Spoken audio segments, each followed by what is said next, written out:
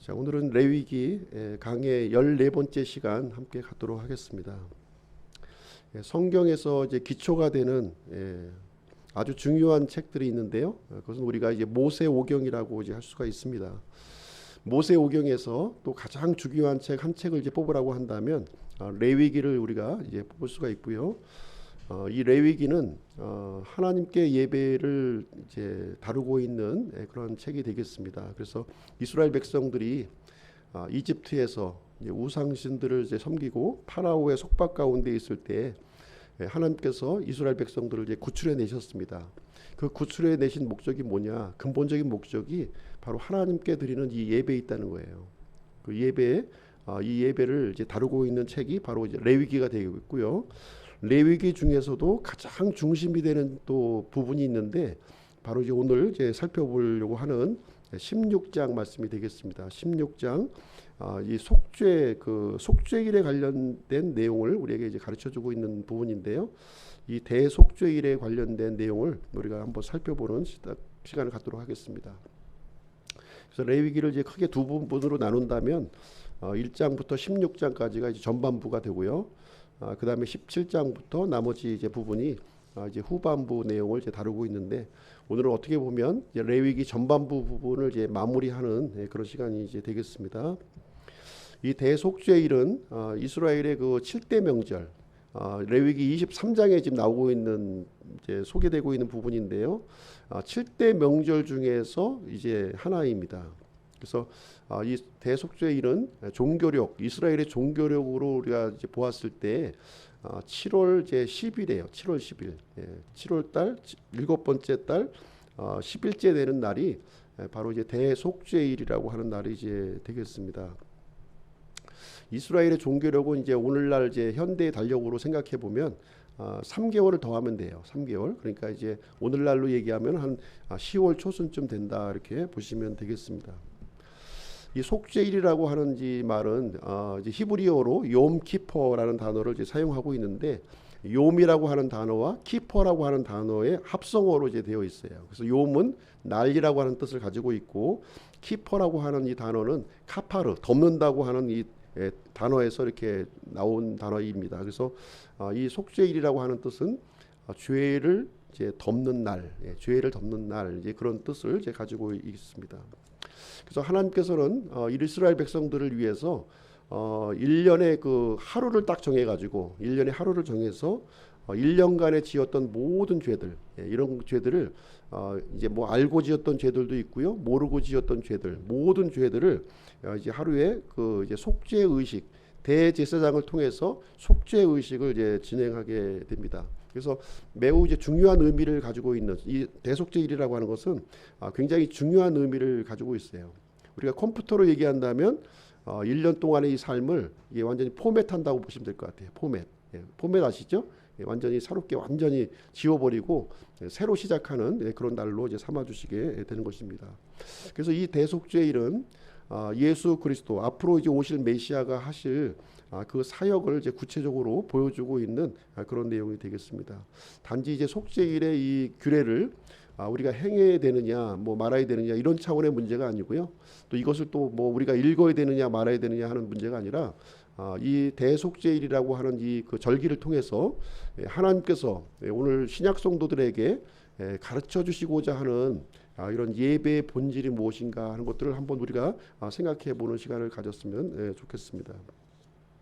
이 대속죄일은요, 이제 7월 1일과 또 맞물려 있는 거예요. 7월 1일. 7월 1일은 이제 우리나라로 얘기하면 이제 정월과 같은 날입니다. 정월. 그래서 이제 7월 1일 이제 나팔절로 이제 지켜지는 날인데요. 새해의 첫날이 지나고 열흘째 되는 날이 바로 이제 대속죄일의 날이 이제 되겠습니다. 그래서 새해를 맞이하면서 이제 어떻게 보면 속죄 지난 해에 그런 그 이 어떤 잘못된 부분들을 완전히 이렇게 그 청산하고 새로운 한 해를 이렇게 또 맞이하는 그런 의미를 이제 갖고 있다 이렇게 보시면 되겠습니다. 16장 29절 말씀을 한번 보시도록 할게요. 16장 29절을 보시게 되면 이렇게 기록이 되어 있습니다. 이것은 너희에게 영원한 법규가 될지니라. 일곱째 달 곧 그 달 10일에 너희는 너희 혼을 괴롭게 하고 아무 일도 하지 말되 너희 나라 사람이든지 너희 가운데 머무는 타국인이든지 그리할지니라 이렇게 하고 있습니다. 그래서 1년에 이제 한 날 정월 초하루 해서 열흘이 지난 이 시점에서는 하나님께서 이 날에는 너희 혼을 괴롭게 하라 이렇게 얘기를 하고 있는 거예요. 너희 회를 괴롭게 하고 아무 일도 하지 말라는 거죠. 아무 일도 하지 말고 심지어 너희 가운데 머물고 있는 외국 사람 타국민에게도 동일하게 이 규례를 적용할 것을 이렇게 얘기를 해주고 있습니다. 그래서 나에게 이제 고통을 이렇게 준다고 하는 이 표현은 사람마다 이제 여러 가지 이런 또 표현을 가질 수 있겠지만 뭐 금식을 할 수도 있는 것이고요. 나의 죄를 또 이렇게 통회하고 자복하고 회개하는 시간으로 이렇게 삼을 수도 있을 것입니다. 어떻게 보면 이제 자기 성찰을 하고 이제 새로운 한 해를 이제 맞이하면서 이제 자기 성찰을 하고 어떻게 보면 나 자신에게 이렇게 집중하는 그런 그 시간으로 이제 삼았다 이렇게 보시면 되겠습니다. 특별히 이제 나 자신을 이제 바라볼 뿐만 아니라 이 그 대속죄일에 집중해야 될 사람이 또 한 분 있는 거예요. 누구냐면은 바로 대제사장이었다는 거예요. 나 자신의 잘못된 부분을 성찰하면서 또 바라보아야 될 대상이 있었는데 대제사장이었다는 거예요. 대제사장이 하는 일을 그날 이제 유심하게 우리는 이제 바라봐야 될 것을 얘기해주고 있습니다. 그래서 이날 대제사장은 백성들의 모든 죄를 들고서 이제 성막 안으로 들어가는 거예요. 공개적으로 이렇게 들어가게 됩니다. 그 성막에서 보시게 되면 성막은 이제 그 성소와 지성소로 이제 나누어지게 되는데 지성소는 들어갈 수 없는 금지된 구역이에요. 평상시에는 금지된 구역이었는데 단 하루만 허용이 되는 거예요. 1년에 단 하루 7월 10일에만 이 그 지성소에 이 가려져 있던 휘장이 거쳐지는 때가 바로 이 대속죄일의 기간이었다 이렇게 성경은 우리에게 가르쳐주고 있습니다. 그래서 이 대제사장의 그 이 속죄 그 사역을 통해서 이제 공식적으로 죄 사함이 이스라엘 온 백성들의 죄가 이제 죄 사함을 받는 그 선언하는 그런 시점이 이제 되겠습니다. 그래서 이 속죄일이라고 하는 것은 우리의 대제사장이신 예수 그리스도를 보여주는 사건이다 이렇게 말씀을 드릴 수가 있겠습니다. 오늘 이제 주어진 이제 아웃라인 제가 나눠드렸죠. 거기에 보시게 되면 상당히 이제 길게 아주 복잡하게 속죄일에 대한 규례가 이렇게 기록되어 있습니다. 34절까지 쭉 이제 진행이 되어 있는데 이제 이 대제사장이 이제 이 속죄일 행사는 대제사장 혼자 감당하는 거예요. 누구의 도움도 없이 대제사장 홀로 이 모든 이 복잡한 과정들을 직접 지휘하면서 진행하는 모습을 이제 보게 됩니다. 그래서 1절부터 5절까지는 이 속죄일에 대한 준비를 진행하게 되고 두 번째는 이제 온 백성들의 죄를 이렇게 속죄하기 전에 자신과 자신의 집안에 대한 이 그 죄를 먼저 속죄를 하는 거예요. 왜냐하면 구약의 대제사장 역시 연약한 죄인이었기 때문에 먼저 자신과 자신의 집안의 죄를 이제 대속을 했고요. 그 다음에 가서 이제 이 백성들의 죄를 위해서 속죄 선물을 이렇게 드리게 되는 내용이 이제 기록이 되어 있습니다. 그리고 나서 이제 속죄 업무이 끝나지게 되면 이제 제사장과 이 백성들을 위해서 또 번지 헌물을 이제 드리는 것으로 이제 속죄일 행사가 이제 마무리되는 내용이 기록되어 있습니다. 그래서 먼저 속죄일을 어떻게 대제사장이 어떻게 준비하고 있느냐 한번 그 내용을 우리가 한번 보시도록 하겠습니다. 1절부터 5절까지 한번 제가 다시 한번 읽어드리도록 할게요. 아론의 두 아들이 주 앞에 헌물을 드리다가 죽은 뒤에 주께서 모세에게 말씀하시니라.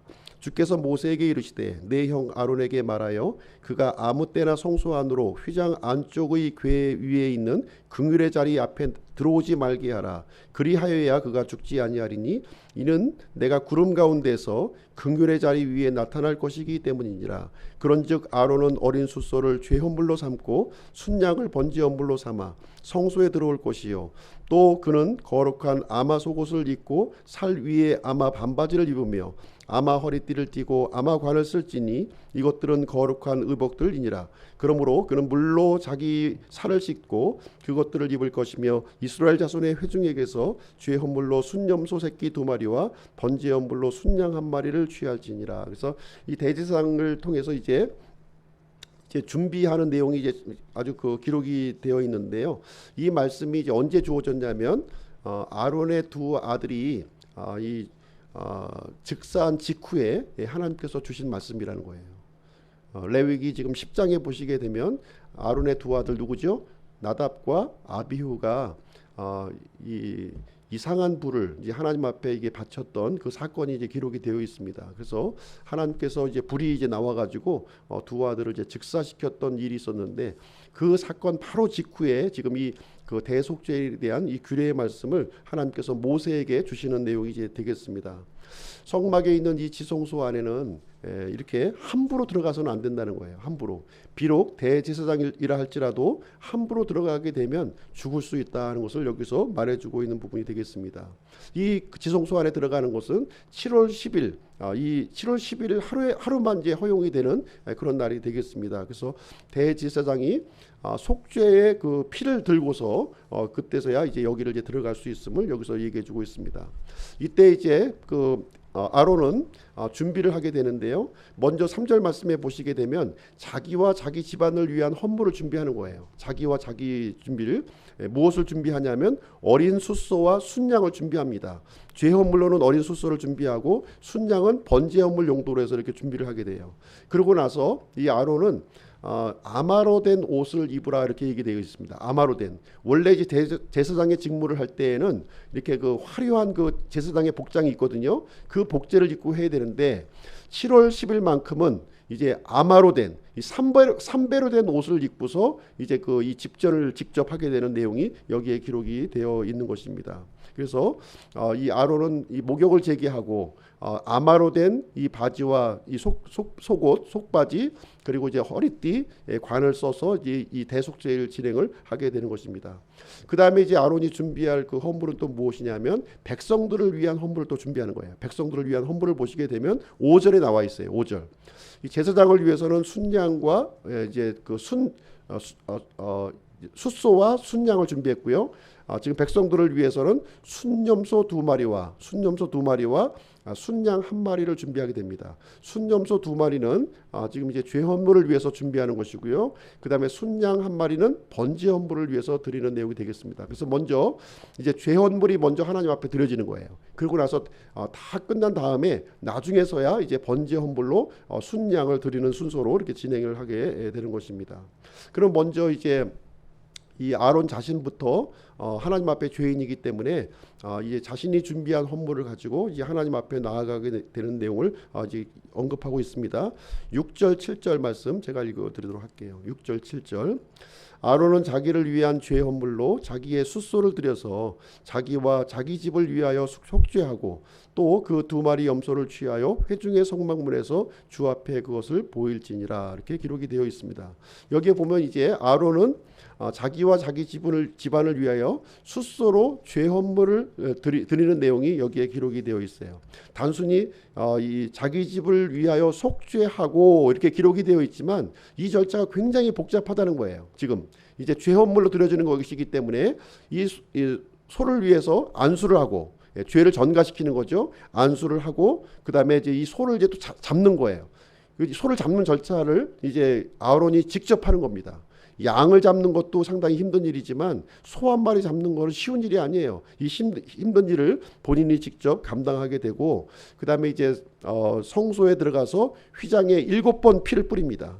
그리고 이제 남은 피는 또 번제단에 또 이게 뿌리게 되고 그 다음에 이제 이 그 번제에다가 이 숫소를 다 태우는 거예요. 완전히 다 태워버립니다. 그리고 이제 내장과 똥은 이제 또 진영 밖에다가 이제 갖다 버리는 그런 일을 하는 그런 속죄의 이제 그 헌물을 이제 드리게 됩니다. 그러면서 그 일이 이제 다 끝나고 나면 이제 아론은 무엇을 하냐면은 염소 2마리를 공개하는 거예요. 백성들 앞에 염소 2마리.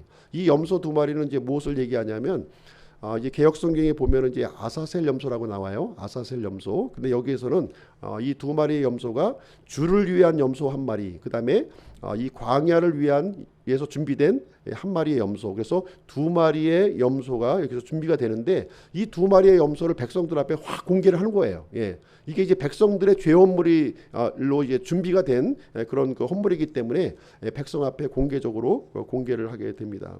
그래서 이제 그 아론은 이제 지성소에 두 번 들어가게 돼요. 두 번. 그러니까 이제 처음에 이제 13절 14절 한번 읽어볼게요. 13절 14절.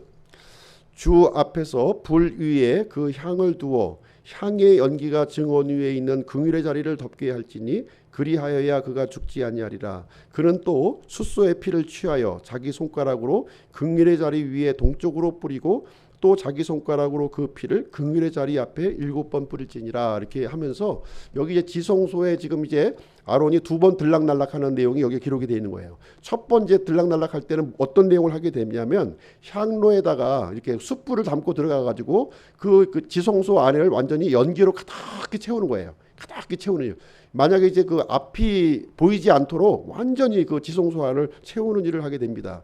그 다음에는 죄헌물로 이제 잡았던 이 숫소의 피를 가지고서 지성소 안으로 이번에 들어가는 거예요. 처음에는 이제 그 휘장 앞에 뿌렸지만 이번엔 지성소 안에 들어가서 자기 손가락으로 긍휼의 자리 위에 뿌리고 그 다음에 긍휼의 자리 앞에다가 또 7번 뿌리는 그런 일을 이제 진행을 하게 됩니다. 그러므로 인해서 이제 그 아론 자신과 집안을 위한 이 죄헌물에 대한 행사가 여기서 이제 그 과정이 맞춰지게 되는 것이죠. 그리고 나서 이제 그 다음에는 백성들의 죄를 위해서 이제 속죄 헌물을 드리는 내용이 이제 7절부터 10절, 15절부터 22절까지 그 내용이 이제 기록이 되어 있는 것입니다. 이때는 이제 어떤 헌물이 사용되냐면 조금 전에 이제 백성 앞에 보여주었던 두 마리의 염소가 사용이 되어지는 거예요. 희생 헌물로 하나님 앞에 드려지는데 한 마리는 죽이고 한 마리는 살리는 거예요. 한 마리는 이제 죽이는 겁니다. 똑같이 숫소를 잡았던 것처럼 이 염소에게 안수를 해서 이제 그 피를 내고 죽이는 일을 이제 진행을 하고요. 다른 한 마리는 죽이는 것이 아니라 어떻게 해요? 광야로 보낸다는 거예요.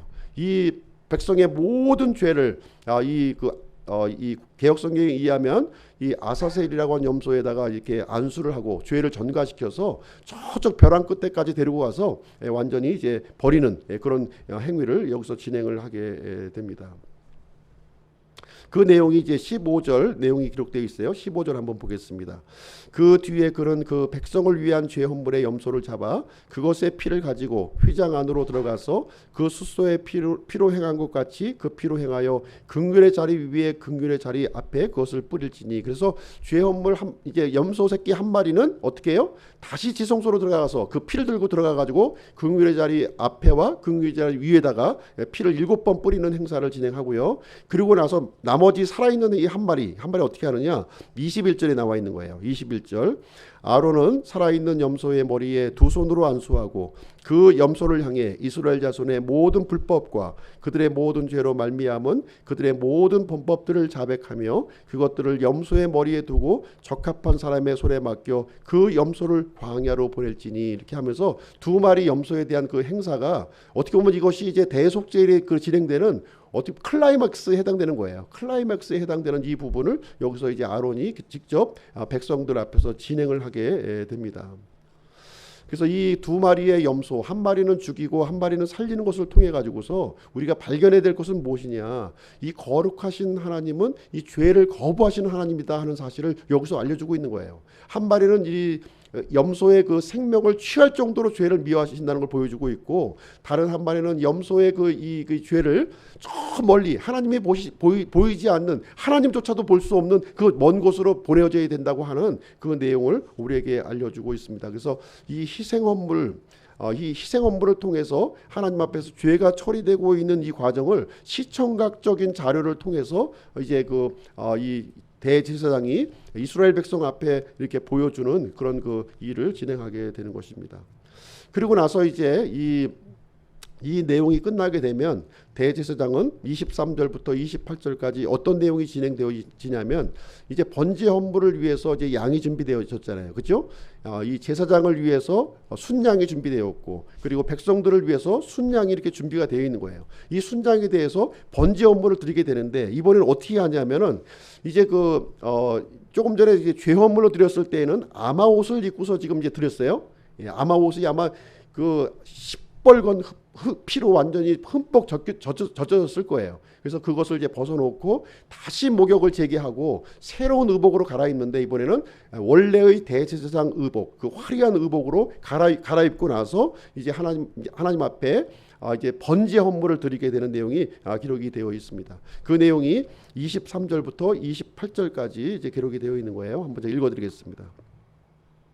아론은 회중의 성막에 들어가서 성소에 들어갈 때 입었던 아마 의복들을 벗어 거기에 두고 거룩한 곳에서 물로 자기 살을 씻고 자기 의복들을 입고 나와서 자기의 번제 헌물과 백성의 번제 헌물을 드려 자기와 백성을 위하여 속죄하고 죄 헌물의 기름을 제단 위에 태울 것이요 염소를 속죄염소로 놓아준 자는 자기 옷을 빨고 물로 자기 살을 씻은 뒤에 진영으로 들어올지니라. 죄 헌물의 숫소와 죄 헌물의 염소의 피를 가져다가 성소에서 속죄하였은즉 한 사람이 그것들을 진영 밖으로 가져갈 것이요 그들은 그것들의 가죽과 고기와 똥을 불태울지니라. 그것들을 태우는 자는 자기 옷을 빨고 물로 자기 살을 씻은 뒤에 진영으로 들어올지니라. 이렇게 기록이 되어 있습니다. 그래서 이제 아론은 이제 목욕을 재개하고 새로운 이제 그 제사장 의복으로 이제 갈아입게 됩니다. 그러고 나서 이제 번제 헌물을 또 드리게 되는데, 두 마리의 순양을 이제 드리는 거예요. 이번에 두 마리 염소를 잡아야 돼요. 이제 두 마리 염소를 또 두 마리 양을 잡아가지고서 또 이제 피를 흘리고 또 가죽을 벗기고 또 이제 각을 뜨고 내장을 끄집어내고 하는 이 두 마리를 해체하는 이 작업을 이제 이 아론은 진행을 하고 두 마리를 이제 번제 헌물로 드리는 작업이 이제 기록되어 있습니다. 그 다음에 이제 광야로 이제 염소를 끌고 나갔던 그 사람들이 이제 다시 돌아오게 되는데, 그때 들어올 때도 그냥 들어오는 것이 아니라 이제 부정해졌기 때문에 다시 옷을 빨고 목욕을 재개하고 그 사람이 들어와요. 그리고 그 다음에 이제 또 한 마리 이제 진영 밖으로 이제 가지고 나갔던 사람들이 있잖아요. 똥과 이제 그 다음에 똥과 이 고기와 가죽을 이제 진영 밖으로 버렸던 사람들, 그 사람들도 역시 다시 진영 안으로 들어올 때는 또 옷을 빨고 목욕을 재개한 상태로 들어와서 이 진영 안에는 더 이상 이제 부정한 것이 전혀 없도록 완전히 정결한 상태에서 하나님 앞에 서게 되는 그러한 일이 이제 여기에 기록이 되어 있습니다. 굉장히 복잡한 과정이에요. 굉장히 이 모든 일들을 누가 감당하느냐? 대제사장 홀로 감당하는 거예요.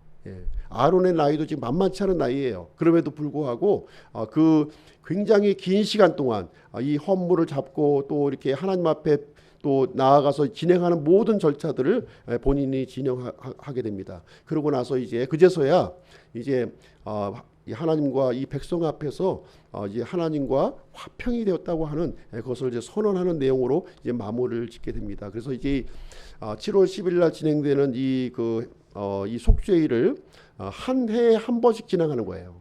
연례 행사로 이렇게 진행하도록 이렇게 정하셨고, 이스라엘의 영원한 법규가 될 것을 이렇게 말씀을 해주셨습니다. 그래서 7월 10일 이날은 혼을 괴롭게 하는 날이었고 큰 안식일로 지켜야 될 것을 하나님께서 이렇게 말씀을 해주셨습니다. 그래서 이 내용을 가지고 그러면 우리가 이제 현 시대에 살고 있는 이제 우리 신약 성도들이 적용할 교훈에 대해서 한번 말씀을 드리도록 하겠습니다. 이 속죄일에 드려지는 이 행사는요, 그리스도의 사역을 예표하고 있는 거예요. 이 매년 드려지는 이 행사를 통해서 이스라엘 백성들은 앞으로 오실 메시아를 고대한다는 거예요. 이제 매년 반복해서 드려야 되는 이 염소와 송아지의 피를 보면서 이제 영원한 헌물을 이제 기다려야 했다는 거예요. 그리고 제사장의 또 이제 속죄 헌물을 드려지는 이 내용을 통해서도 이제 죄 없는 완전한 대제사장을 기다리는 그러한 소망하고 기다리는 일을 했다, 이렇게 얘기를 해주고 있는 내용이 되겠습니다. 마침내 우리는 이제 이 메시아가 오신 이후에 우리가 살고 있는 세대가 되는 것이죠. 이 구약 백성들은 메시아가 아직 오기 전에 이제 살았던 사람이었고, 그래서 앞으로 오실 메시아를 고대하고 소망하고 살았고, 이제 우리 신약 성도들은 이미 오신 이 메시아, 이미 오셔서 이 완전한 희생헌물이 되어 주셨고, 영원한 희생물이 되어 주셨고, 완전한 대제사장이 되어 주셨던 이 예수 그리스도를 우리가 기억하는 그러한 일로 삼아야 될 것으로 생각을 합니다. 그래서 우리 히브리서 9장으로 한번 가서 보실게요. 히브리서 9장 한번 보겠습니다. 히브리서 9장.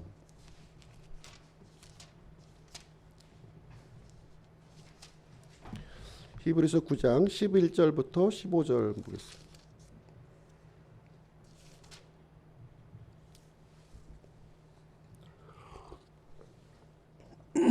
11절부터 15절. 우리 그리스도께서 해주신 그 사역을 한번 보겠습니다. 11절부터 15절. 그러나 그리스도께서는 다가올 좋은 일들의 대제사장으로 오시되 손으로 만들지 아니한 성막 곧 이 건물에 속하지 아니한 더 크고 더 완전한 성막을 통해 오셔서 염소와 송아지의 피가 아니라 자기 피를 힘입어 단 한 번 거룩한 곳에 들어가사 우리를 위하여 영원한 구속을 얻으셨느니라. 황소와 염소의 피와 암송아지의 죄를 부정한 자에게 뿌려 육체를 거룩히 구별하고 정결하게 하거든 하물며 영원하신 성령을 통해 자신을 점없이 하나님께 드린 그리스도의 피는 죽은 행위로부터 너희 양심을 얼마나 더 많이 깨끗하게 하여 살아계신 하나님을 섬기게 하겠느냐. 이런 까닭에 그분께서는 새 상속 언약의 중재자이시니 이것은 첫 상속 언약 아래에 있던 범법들을 구속하시려고 죽으심으로써 부르심을 받은 자들이 영원한 상속업의 약속을 받게 하려 하심이라. 그래서 이제 그 이스라엘 백성들이 드렸던 이 속죄일에 이 불완전한 헌물, 불완전한 이 속죄에 대해서 예수 그리스도께서 우리를 위하여 완전한 헌물, 영원한 구속을 이루셨다고 하는 사실을 여기에 기록해주고 있는 것이고요. 우리는 이 내용을 잊지 말고 기억할 것을 우리에게 가르쳐주고 있는 내용이 되겠습니다. 23절부터 26절도 한번 볼게요. 23절부터 26절. 23절부터 26절. 그러므로 하늘들에 있는 것들의 모형들은 이런 것들로 깨끗하게 할 필요가 있었으나 하늘의 것들 그 자체는 이런 것들보다 더 나은 희생물로 하여야 할지니라. 그리스도께서는 손으로 만든 거룩한 처소들 곧 참된 것의 모형들 안으로 들어가지 아니하시고 하늘 그 자체 안으로 들어가사 이제 우리를 위하여 하나님 앞에 나타나시느니라.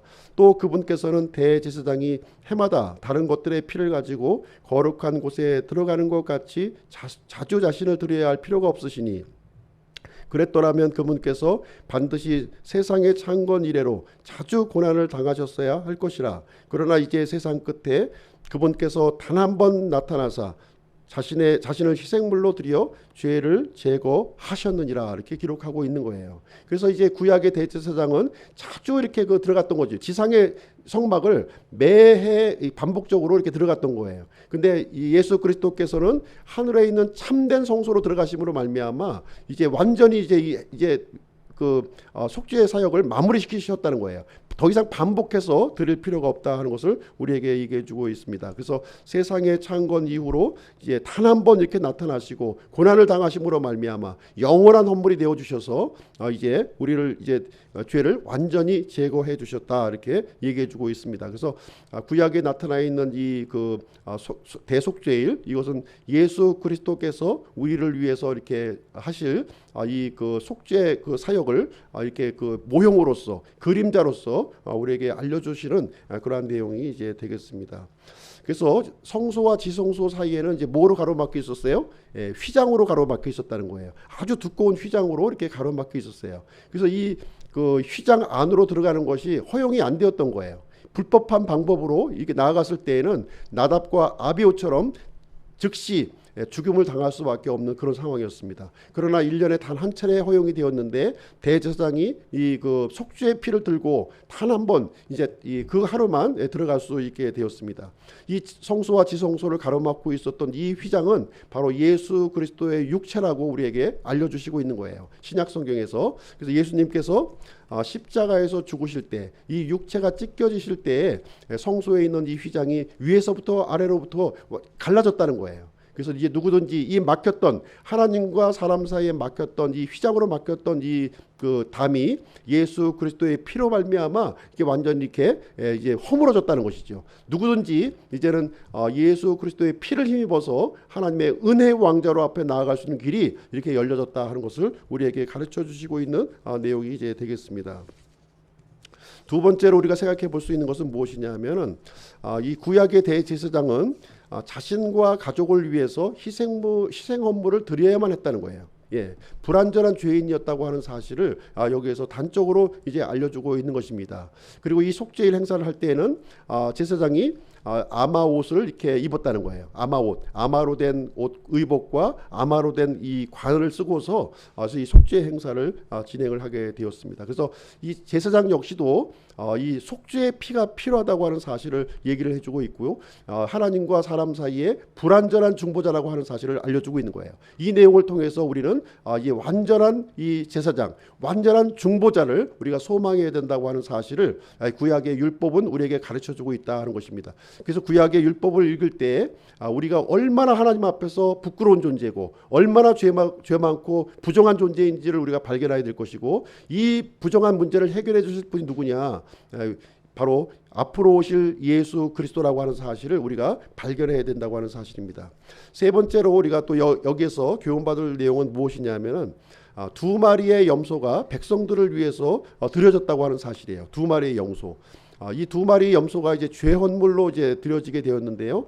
한 마리는 이제 이 대속의 죽음을 이제로 죽게 되었고요. 다른 한 마리는 이렇게 광야로 이렇게 보내어져서 하나님의 눈앞에서 완전히 사라지도록 이렇게 했다는 것을 보여주고 있습니다. 그래서 이 두 마리 염소를 통해서 예수 그리스도께서 우리를 위해서 행하신 그 사역을 우리에게 보여주고 있는 내용이 되겠습니다. 그래서 예수님은요, 우리의 죄가 주홍 같을지라도 눈같이 희게 될 것이요 진홍같이 붉을지라도 양털같이 희게 해주신다고 우리에게 말씀을 해주셨습니다. 그리고 시편 103편에 보시게 되면 우리의 범법들을 동이 서에서 먼 것 같이, 서에서 동이 먼 것 같이 완전히 이렇게 분리시켜 놓았다고 이렇게 말씀을 해주시고 있습니다. 그래서 이러한 것은 우리 예수 그리스도의 십자가의 사역을 통해서 이게 다 이루셨다, 이렇게 우리에게 말씀을 해주고 선포하시고 있는 것입니다. 마치 구약의 대제사장이 이제 하나님과 이스라엘 백성 앞에서 속죄 사역이 이루어졌다고 하는 것을 선포한 것처럼 예수 그리스도께서는 갈보리 십자가에서 운명하실 때 다 이뤘다는 말씀을 통해서 이 속죄 사역이 완전히 단번에 영원히 이루어졌다고 하는 사실을 온 역사 가운데 선포를 해 주셨다고 하는 사실입니다. 그리고 이 그 대속죄일은요, 큰 안식일로 지켜진 거예요. 큰 안식일. 작은 안식일이 있고 이제 큰 안식일이 있다, 이렇게 말씀드렸어요. 이 작은 안식일은 이제 매주 반복되고 있는 이 금요일 저녁부터 토요일 저녁까지, 요때가 이제 작은 안식일이고, 지금 이 대속죄일의 안식일은 큰 안식일, 명절에 해당하는 이 안식일로 지켜졌다고 하는 것입니다. 이것은 무엇을 이제 알려주고 있냐면 예수 그리스도의 그 이 사역을 통해서 우리 구원받은 사람들이 누리게 될 이 큰 안식을 우리에게 알려주고 있는 거예요. 큰 안식을 우리에게 알려주고 있는 내용이 되겠습니다. 황소와 염소의 피로는 1년간만 잠시 이렇게 덮어줬습니다. 그러나 예수 그리스도의 피를 통해서는 우리의 죄를 영원히 완전히 단번에 제거해 주셨다, 이렇게 말씀을 해주고 있습니다. 지금 오늘날 우리는 이제 더 이상 황소나 염소의 피는 필요가 없다는 것이죠. 그렇죠? 우리에게는 영원한 헌물 예수 그리스도가 있는 것입니다. 그리고 또 우리는 더 이상 구약에 있는 것처럼 인간 제사장이 필요가 없는 거예요. 그렇죠? 우리에게는 영원한 제사장 예수 그리스도가 우리와 함께 있다고 하는 사실입니다. 그래서 예수님께서는 하나님과 우리 사이에 맡겼던 이 죄의 담을 단번에 이렇게 허물어 주셨고요. 속죄와 평화와 이게 마음껏 이제 예배할 수 있는 그런 이 예배의 길을 우리에게 열어 주셨음을 우리에게 가르쳐 주고 있습니다. 그래서 이 모든 것은 큰 희생을 통해서, 예수 그리스도의 큰 희생을 통해서 우리에게 이루어졌음을 우리에게 말씀해 주고 있습니다. 그래서 우리는 구약에서 이제 그 대속죄를 하려고 하면은 엄청난 이 노력과 이 제사장의 땀과 피가 이렇게 이 어우러졌어요. 예. 이제는 우리는 그걸 안 해도 좋다. 뭐 너무 편하다. 예. 하나님 앞에 이제 대충 나가자. 그것이 아니라는 거예요. 예, 우리는 구약의 그 제사장이 하나님 앞에 나아갔던 것 그 이상으로, 그 무거운 마음으로, 정결한 마음으로 오직 예수 그리스도의 피만 의지하고 하나님 앞에 나가는 그런 이 정결된 마음을 구약 성도 이상으로 우리가 가져야 될 것으로 생각을 하게 됩니다. 그래서 우리는 우리를 위해서 이렇게 큰 희생을 치러 주신 주 예수님께 감사와 찬송을 우리는 드리는 그런 이 태도를 잊지 않아야 될 줄로 줄로 생각을 합니다. 그래서 구약에 있는 이 내용을 단순히 이제 문자적으로 우리가 지켜야 되느냐 안 지켜야 되느냐가 문제가 아니라 하나님께서 과연 이 하나님의 백성들에게 요구하고 있는 것이 무엇이냐, 이 시대에 요구하고 있는 것이 무엇이냐, 그 본질적인 부분에 있어서는 차이점이 없다는 거예요. 구약에서 요구했던 그 하나님이시나 신약에서 이 요구하시는, 우리들에게 요구하시는 그 하나님은 동일한 하나님이시라고 하는 사실을 우리가 알고 두려운 마음으로 우리가 나가야 될 것입니다. 나답과 아비후와 같이 이렇게 경솔한 마음으로 하나님의 방법을 무시한 채 나아가서는 안 된다는 거예요. 그래서 이 철저하게 이 나답과 아비의 죽음을 통해서 우리에게 경고를 해주시고 있는 말씀이 되겠습니다. 떨리고 두려운 마음으로 그 속죄의 풀을 들고 하나님 앞에 나아가야 될 것을 우리에게 가르쳐주고 있는 내용이 되겠습니다. 그래서 오늘은 이제 대속죄일에 대해서 이렇게 말씀드렸고요. 이 전반부 레위기 강의 전반부 부분이 이제 마무리되었음을 이제 말씀드립니다. 그래서 예수 그리스도 안에서 진정한 안식을 누리는 우리 기쁨 침례교회 우리 성도님들이 되시기를 주님의 이름으로 이렇게 축원드립니다. 제가 기도하는 시간을 갖도록 하겠습니다. 여러 가지 우리 이제 참 우리가 살아가면서 여러 가지 또 하나님 앞에 또 기도할 내용들이 많이 있는데요. 또 나 자신을 위해서도 기도하고 우리 가족들을 위해서도 기도하고 또 교회를 위해서도 기도하고 또 우리 맡겨진 일들을 위해서도 기도하고 국가와 민족을 위해서도 기도하고 여러 가지 육신적으로도 불편하고 또 힘든 그런 지체들을 위해서도 마땅히 기도해야 될 줄로 생각을 합니다. 그래서 한 1, 2분 정도 이렇게 기도해 주시고요.